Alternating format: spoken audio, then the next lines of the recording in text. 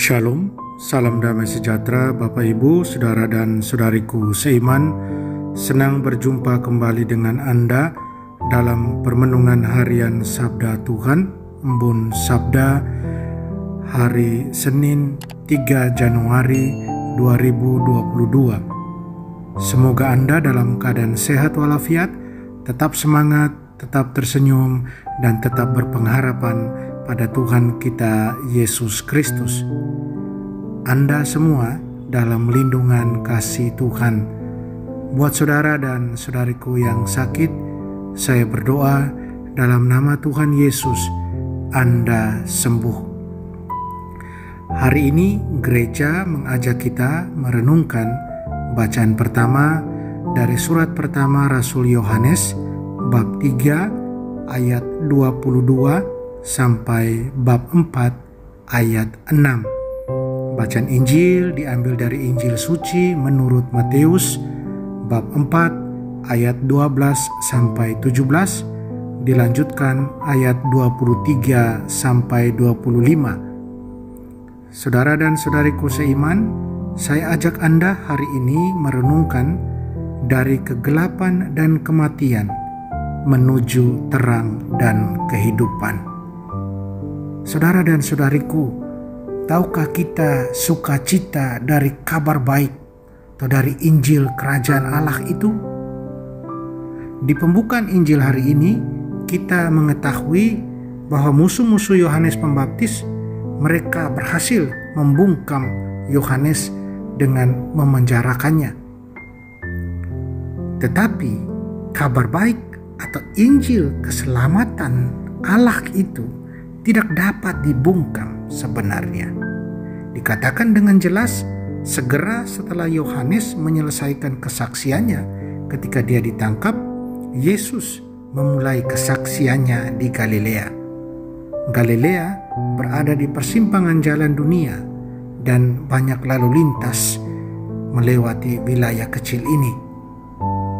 Saudara dan saudariku terkasih dalam Tuhan, Nabi Yesaya menubuatkan bahwa kabar baik keselamatan akan sampai kepada orang Yahudi dan bukan Yahudi. Dikatakan dalam Yesaya bab 1, di negeri seberang sungai Yordan, Galileanya bangsa-bangsa.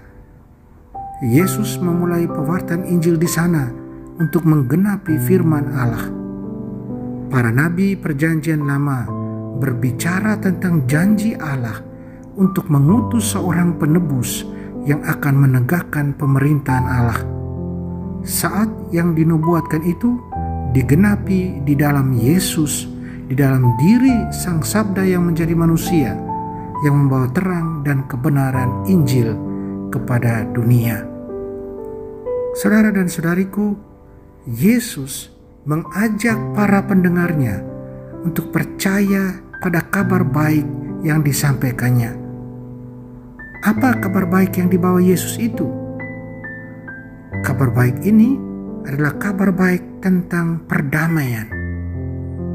Tuhan datang untuk mendamaikan dan memulihkan kita kepada persahabatan dengan Dia.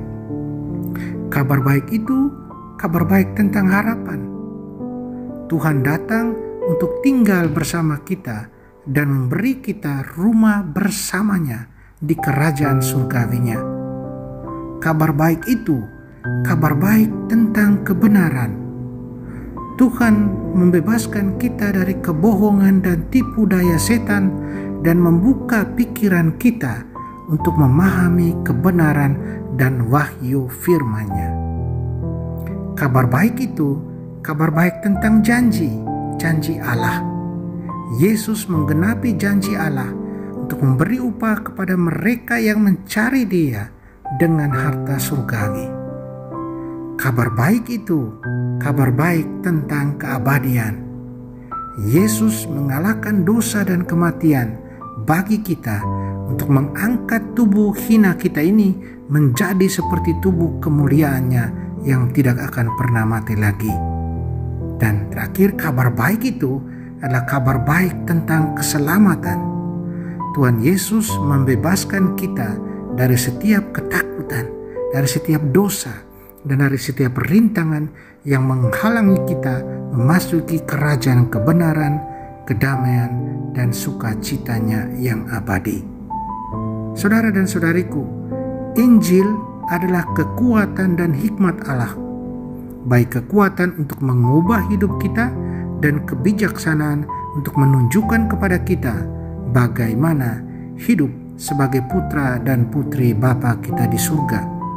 Melalui karunia Roh Kudus, Tuhan memungkinkan kita untuk menerima firman-Nya dengan iman dan untuk menindakinya dengan kepercayaan dan ketaatan.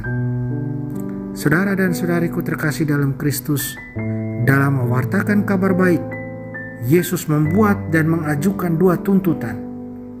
Kita dengar dalam Injil, bertobat dan percaya. Pertobatan tentu saja membutuhkan perubahan. Apa itu perubahan? Berbalik dari dosa dan ketidaktaatan, berbalik kepada Tuhan dengan iman dan tunduk pada firman kebenarannya. Roh Kudus memberi kita hati yang bertobat terhadap dosa dan akibat buruknya, dan tekad yang teguh untuk menghindari apapun yang akan membawa kita ke dalam dosa. Roh Kudus memberi kita kasih karunia untuk melihat dosa kita apa adanya, pemberontakan dan penolakan terhadap kasih Allah itu, baik kita bisa melihat apa adanya. Kasih karunia Allah menolong kita untuk berpaling dari segala sesuatu yang akan menjauhkan kita dari kasih-Nya.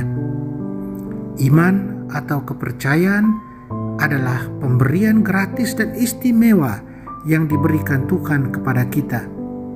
Percaya hanya dimungkinkan oleh kasih karunia dan pertolongan Roh Kudus yang mengubah dan menggerakkan hati kepada Tuhan.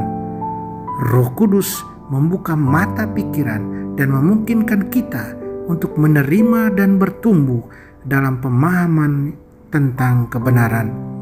Melalui karunia Roh Kudus, kita dapat mengenal Allah secara pribadi. Kita mengenal kebenaran yang Ia nyatakan kepada kita melalui Anak-Nya yang tunggal, Sang Sabda yang menjadi manusia, Tuhan kita Yesus Kristus. Percaya bahwa Yesus adalah Tuhan dan Juru Selamat berarti menerima wahyu Allah tentang Putranya sebagai sabda yang kekal dan penebus yang membebaskan kita manusia dari tirani dosa, setan, dan maut. Saudara dan saudariku, apakah kita ingin bertumbuh dalam pengetahuan akan kasih dan kebenaran Allah? Mari kita mohon Roh Kudus untuk membaharui dalam diri kita karunia iman, kasih, dan hati seorang murid yang ingin mengikuti Tuhan Yesus dan kehendak-Nya. Amin. Semoga. Mari kita mohon kekuatan dari Tuhan, kita berdoa. Tuhan Yesus, jalan-Mu adalah hidup dan terang. Biarlah firman-Mu menembus hati kami dan mengubah pikiran kami, sehingga kami dapat melihat kuasa dan kemuliaan-Mu. Bantu kami memilih jalan-Mu dan melakukan apa yang menyenangkan-Mu. Amin. Mari kita mohon berkat Tuhan. Tuhan serta-Mu dan serta-Mu juga. Kita sekalian, semua orang yang kita sayangi dan kasih, segala usaha dan kerja kita dilindungi, dibimbing, dan diberkati Allah yang Maha Kuasa, Bapa dan Putra dan Roh Kudus. Amin.